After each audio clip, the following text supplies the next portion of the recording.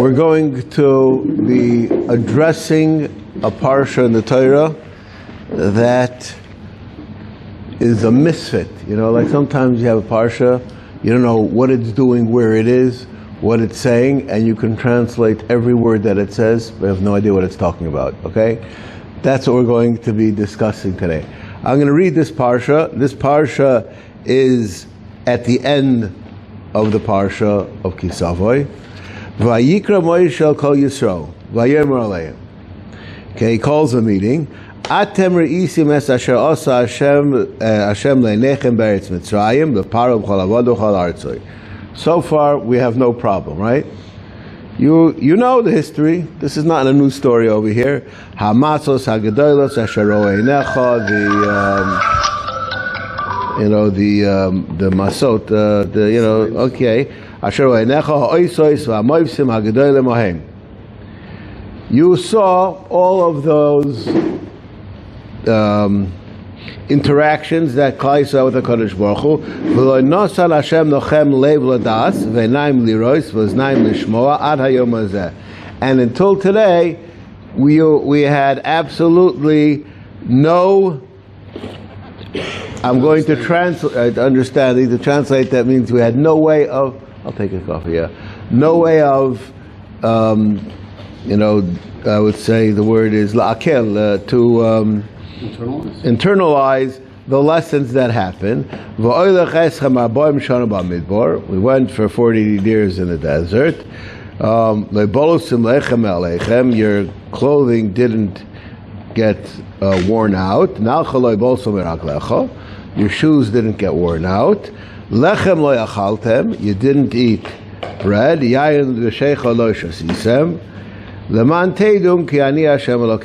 order that you should know that I am a Kadosh Baruch Hu. Now, what did we just say? Right? This is like, every single word we understand. And what's the lessons? What didn't you know? And what do we know now? What's going on? They just continue to make matters worse. They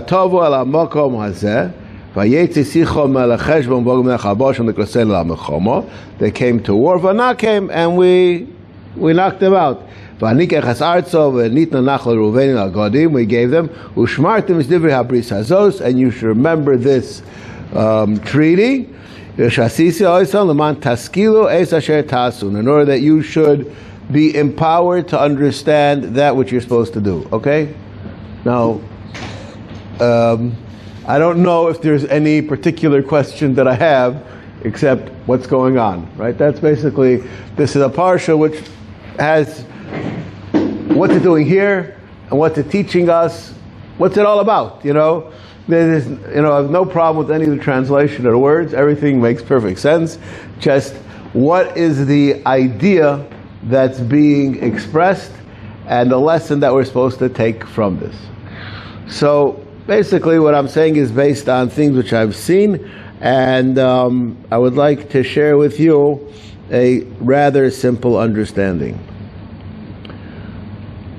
Aside from Yetzias Mitzrayim, that the Mitzrayim had to be punished, and aside from the fact that Klal Yisrael had to be freed in order to accept the Torah, what was the purpose of this whole miraculous event? The fact that this was done in a miraculous way must have some meaning to it. And just to give you an understanding of this, probably the simplest mashal that I can give for these two ways that things are done is we have Hanukkah and we have Purim.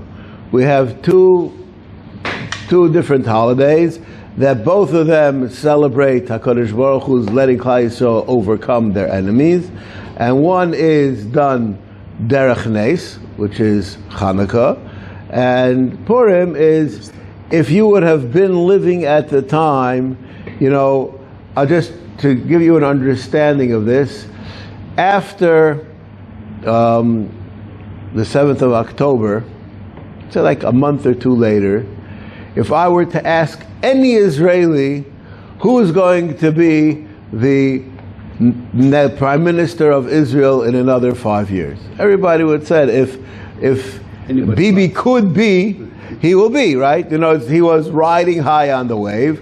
And I'm not right now speaking about politics, just using this as an example.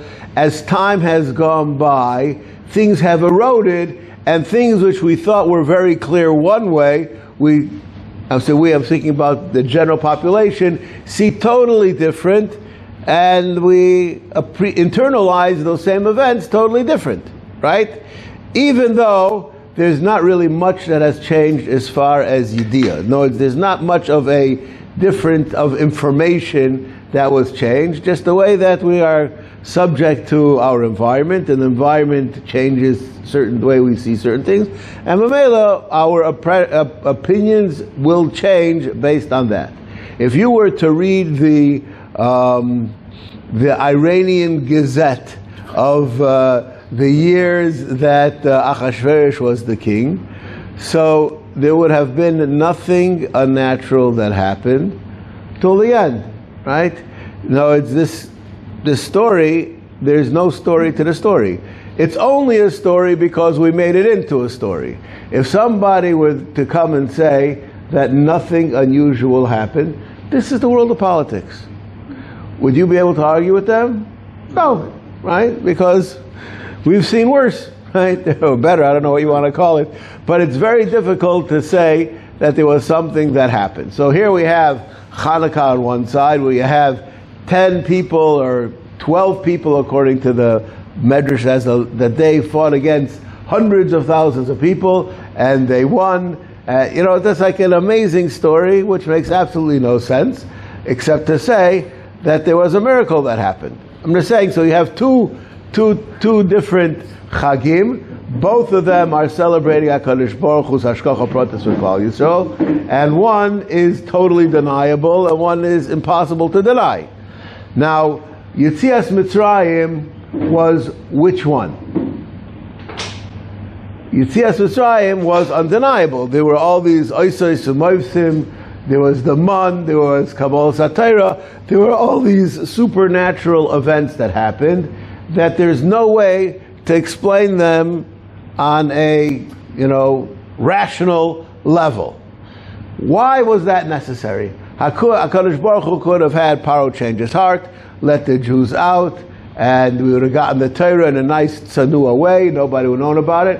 What was necessary to have the sound effects, I don't know what you want to use exactly, to have Yetzias Mitzrayim happen in such a unnatural way, and Kabbalas HaTorah, this whole 40-year period was one big nes that was totally non-understandable. What was the purpose of that? That's the question and if you want to know why I'm asking this question, it's because that's exactly what the Parsha over here is telling us. I made all of these things, ladas, and today you know, right? What was the ladas and what's the today you know?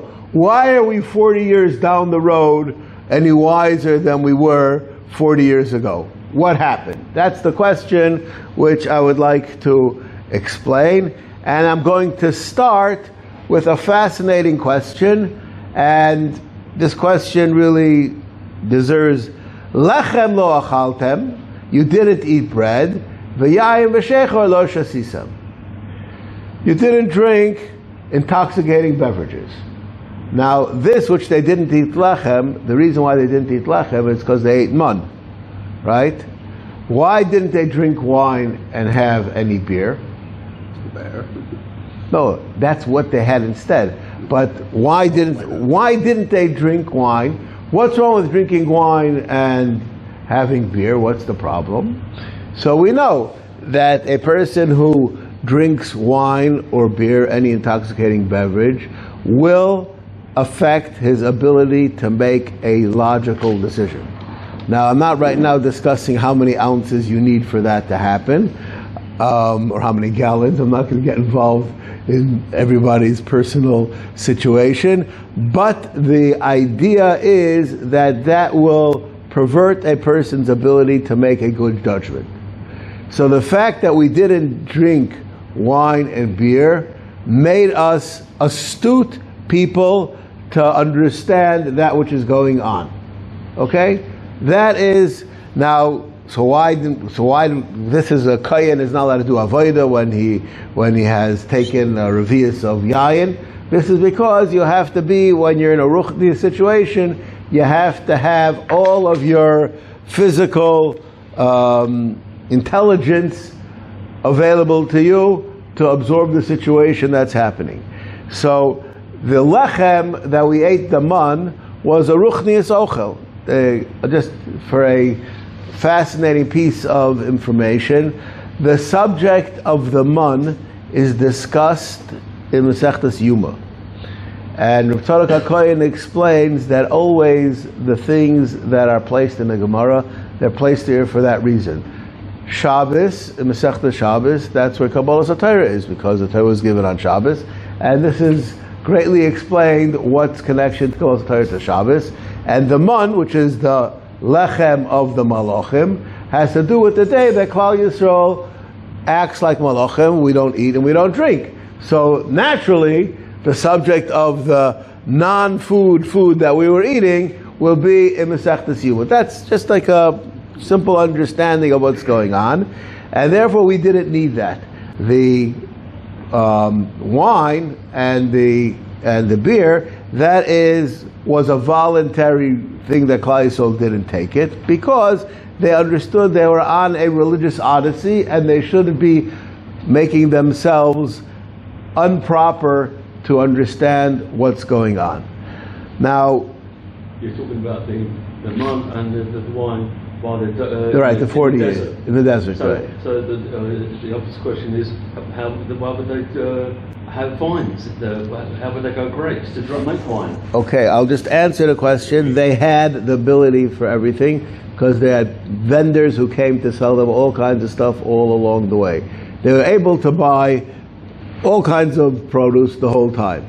They didn't take it because they didn't want to take it, that's all. And the subject over here, which I'm going to explain, is something very relevant in current events, but I'm not discussing it in the current event venue. I'm just using the current event as a mashal for the subject.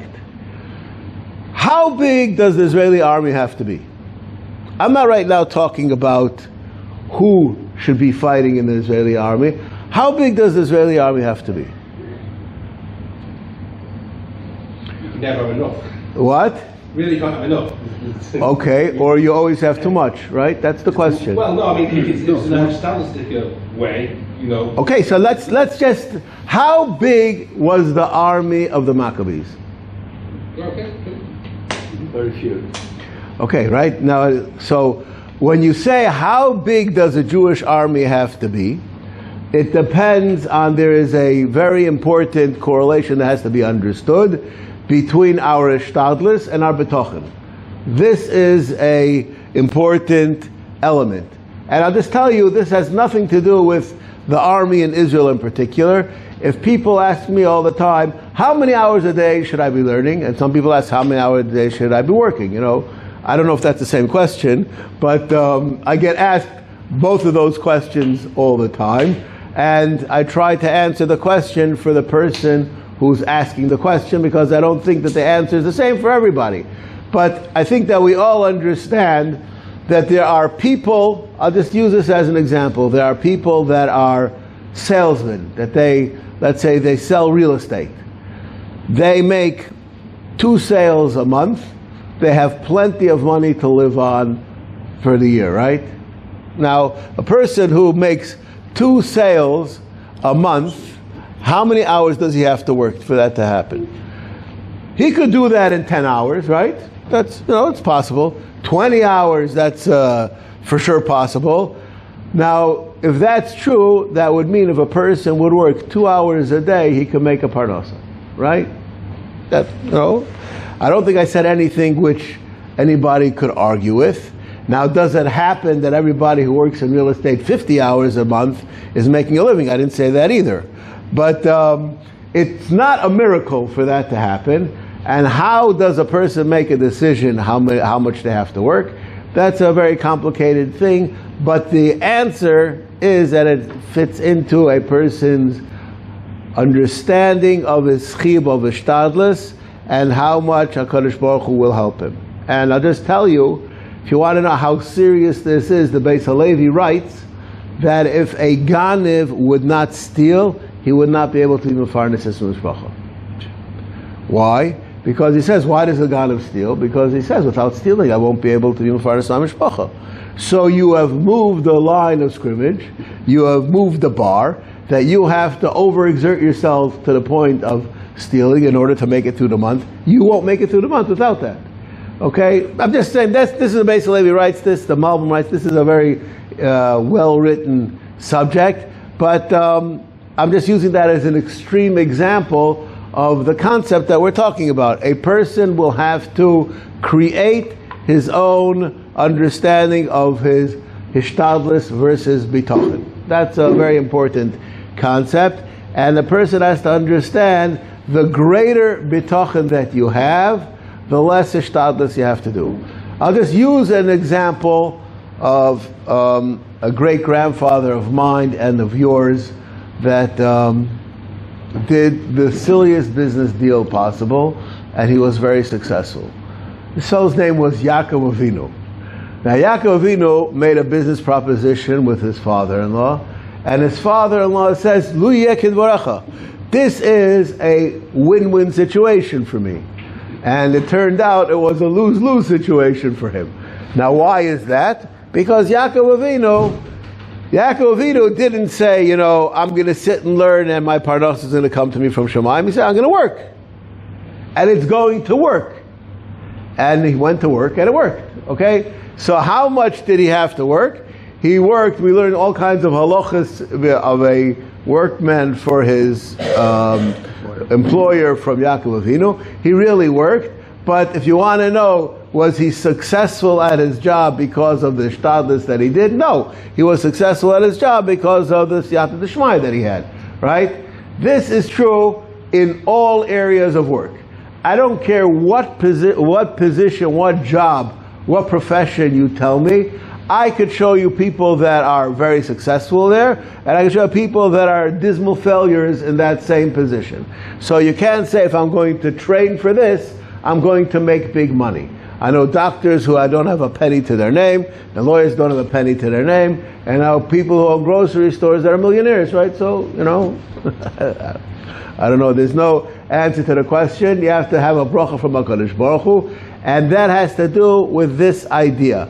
Our job is to make larger our aspect of siyata d'shmaya and less amount of hishtadlus, and to be successful in our business. Now I'll just tell you, I sometimes laugh about this very famous story about the Chavetz Chaim, who his wife had a grocery store, and people would only buy from him, so he would close the store after he made enough money for that day, so other people could also make a parnasa. Right? Now, a person has to understand, this is what I have to do, and anything more than that I shouldn't be doing, or sometimes I should be doing. Just to give you an understanding of how complex this is, I know more than one person that went to Bar Lev Shteiman, very wealthy people, that at age 40 they wanted to retire. And I know two people that they did this. They went to Bar Lev and they said, I have enough money to retire, can marry off all my kids and all my grandchildren. I want to leave the workforce and sit and learn. And I know twice Rabbi Leib said, who works for you? So they said, we have frugal people that work for us. He said, continue working, make another business, and hire more frugal people. Your avodas Hashem is to create jobs for religious people. Now this is a fascinating idea. So some people are supposed to be Gedolei Torah, some people are supposed to be Gedolei Chesed, some people are going to be Gedolei Mefarnesim. Everybody has the place where they're supposed to be helpful in getting the world running. But the general idea, a person is supposed to be more ruchnius than gashmius. That's what's supposed to be happening.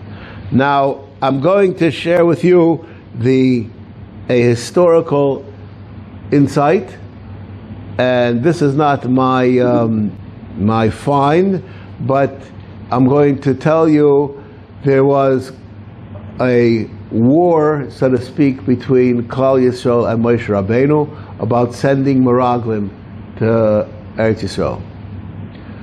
Now this is actually a fight about how much Ishtadlis and how much B'tochen. That's basically what they're fighting about. Okay, Moshe Rabbeinu says you can go, we can do it, and Hashem says we're going to fall into it big time, and that's what happened. They went to Eretz Yisrael after they overtook Yericho. The next incident that happened was Ochon, he took from the booty, and Klal Yisrael lost a battle.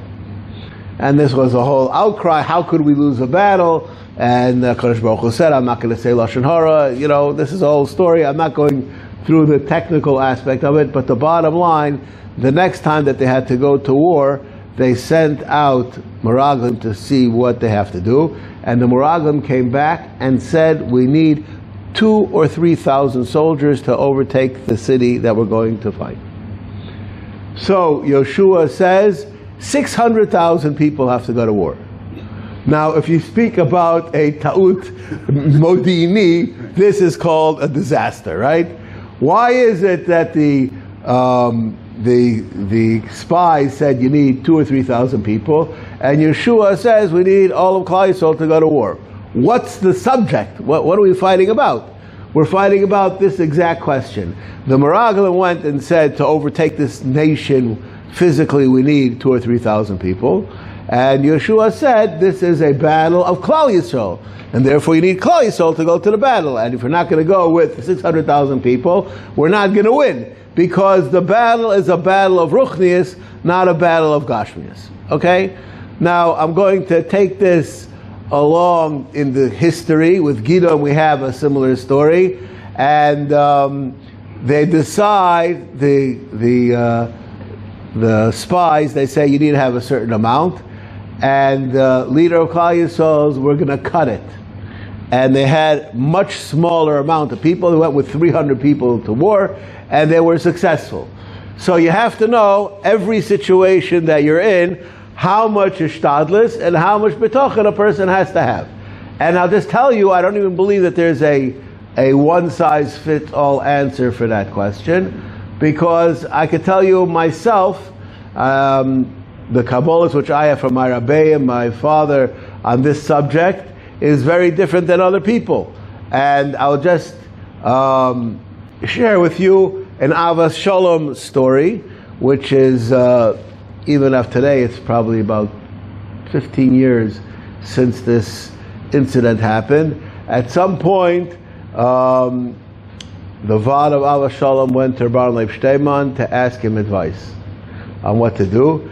And Rabbi Avrohom Shteiman was very clear, and he basically said, this thing which you're discussing about doing in the shul, you have to do it like a business.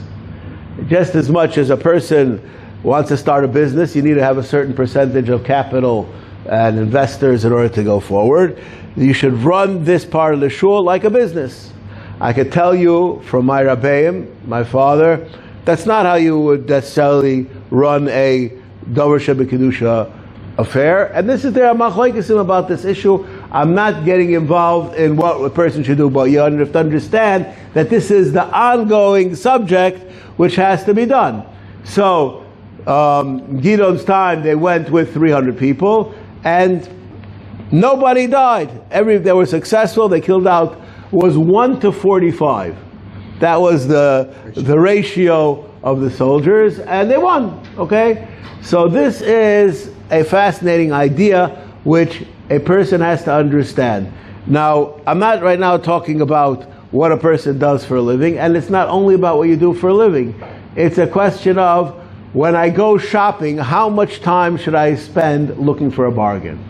Okay? That's like, this has nothing to do only with your income.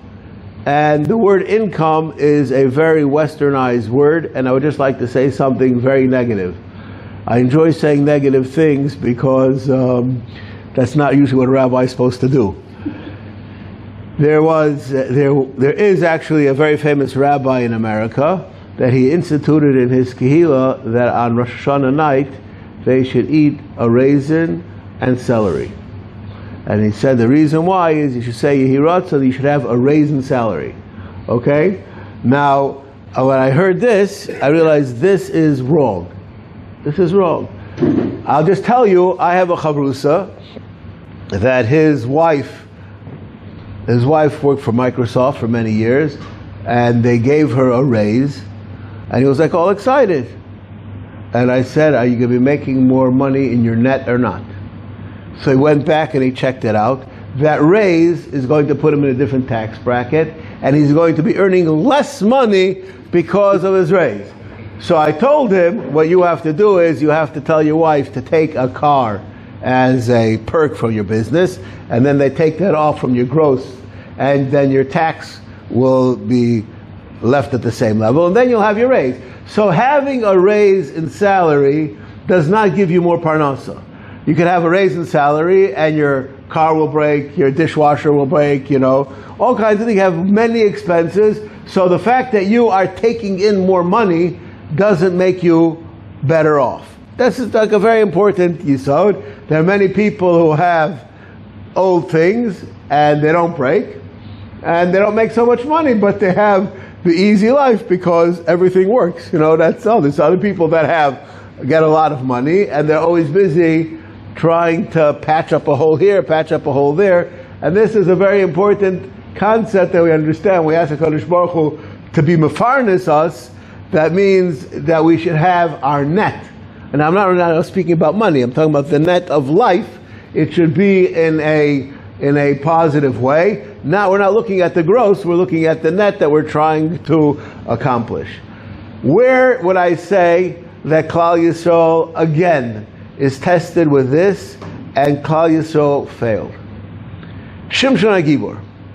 Okay? Shimshon HaGibor, we have over here Saita people, right? Would you say Shimshon HaGibor is what we call a prime specimen of a human being? Shimshon HaGibor, Tzolea b'shtei raglov, right? He was a person who had a limp on both feet. He was not a physically,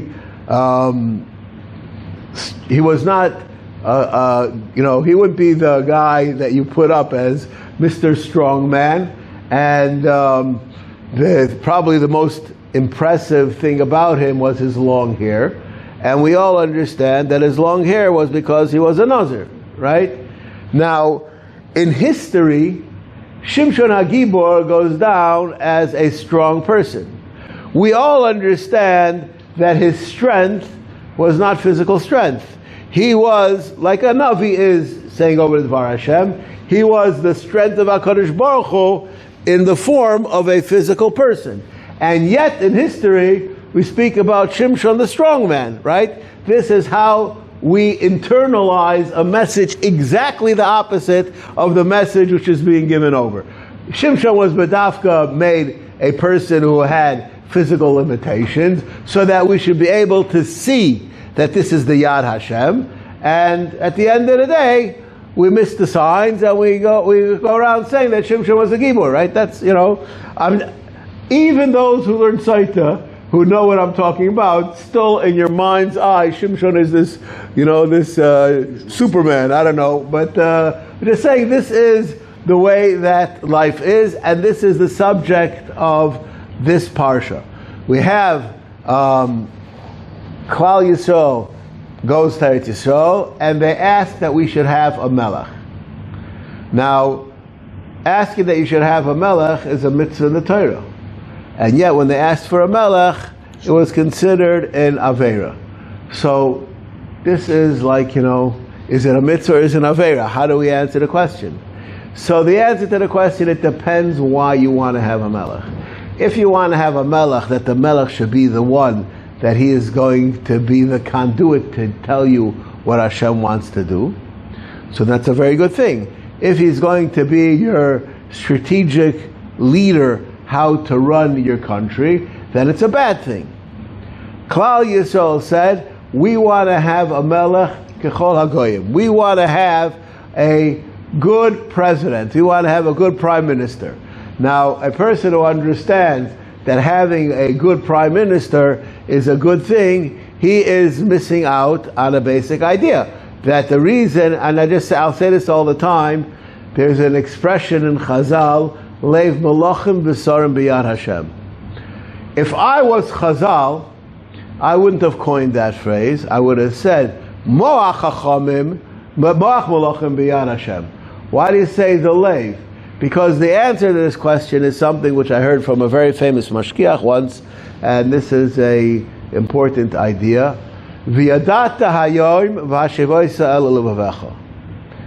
understand something, that is something which a person has in his heart, not in his brain. Because it has to become central in your life, and your heart is the center of your physical body even. Not only that, why is your heart closer to the top of your body than the bottom? Because 60% of the blood that flows in your body goes to your brain. So if you figure out where your heart should be, it's exactly where it belongs. It's right in the middle. Now, I'm not, it's much closer to the top because that's where it's working more to the part of your body that's on the top. Now, the Leiv Malachim B'Yad Hashem means the way that they make their decisions is with their Leiv. Now, I didn't say that their intelligence doesn't, add into the equation, but at the end of the day, the decision is made by the Leiv, and the decision is not made by the Seichel. This is a very important idea, and I'll just tell you, leadership qualities are not always by the person who's the smartest. There's a person, you have to have a humanistic kind of a tendency, you have to understand people, there's many things that go into being a leader besides sheer brains. That's not the subject unto itself, and therefore Klal Yisrael's leader, if they want to have a good leader who's a good, what we call secular leader, they're going the wrong way. The subject of this parsha, I'm going to read the parsha again, and I believe this parsha, which was difficult to read beforehand, Mamish is a fascinating parsha. But it calls them together, and he says, you saw all of the miracles that happened in Mitzrayim, and I did not give you the ability to understand what's going on. I took you 40 years in the Midbar, and you lived a life of Ruchnius, and you were able to judge things properly because you weren't drinking any wine. And then you came here, we went to war, and we took care of Oig and all of these Malachim. We were successful in the physical world because we were spiritual people. Right? Very, very clear. This is the message, basically, of the whole Torah. We have to understand, this is the Bris Hazois. This is what it's all about. When we will do the Ratzon of HaKadosh Baruch Hu, all of the other things will fall into place. This is the ending of after the Teichacha. We come back to this idea that we understand that everything depends on our Ruchnius level. This is something which is extremely important. I'm just going to end with the following story from my youth, which this story, I said this over, I think twice already here in this shul, and I don't think I can say it over enough times because something bothers me to ad nafshi. I grew up in a shul that there was this old man, he was probably 60 or something like that, who was, he was a multi-millionaire. He sold hundreds of miles of land to make the Alaskan pipeline. No, that was from his small business. He was a multi-millionaire. He was an art dealer, and he owned malls all over America. A very, very rich man. I, in my entire life, never saw such a miser like him. He was an extreme miser, and in everything he did, there was always something off about it. This fellow, when he would daven on his yard site, so his Kriya Shema, I don't think I could say the pasuk of Kriya Shema, he was ready by emes. I don't know how he did that, but you can't waste any time. So after emes, before he would say Hashem Elokechem emes, he would say Tehillim, because he can't waste any time. So this is this is like a extremely strange kind of a fellow, and I grew up with him, and he would have all kinds of business meetings, and he never would, and this happened a few times when I was there in shul, he was the 10th man. He would leave shul, then need that there be no minyan if he was going to be late for a business meeting. And he told me once, never did I leave shul early and I went to a business meeting that I was successful on that deal. Never did it happen. And he's a fellow who tracked every penny. It never happened that I was successful. So I said, so why don't you stay to the end? And he said, I can't. Well, okay, that was his answer. Now, this is something which I heard from the guy himself, and it really, it irks me, this story, because this is something, I don't think that there's anybody here who doesn't know this phenomenon, where you see a person does things which are against what he knows is good for him in the long run. But a person is so busy in the short term that he loses track of the long term. And he says, this time it's going to work out. This time it's going to work out. It hasn't worked out, it's not going to work out, and if it's this time going to work out, it's just to set you up for a bigger loss later. That's what a person has to understand. If a person has his commitment to his ruchnius, that will make that his gashmius will be successful. You just have to make sure that you're on your program, the right program that you're supposed to be on, and if you do that, B'ritz Hashem will be Teitzei Shana B'Chilasel, V'Tikana Shana B'Chosel. Okay.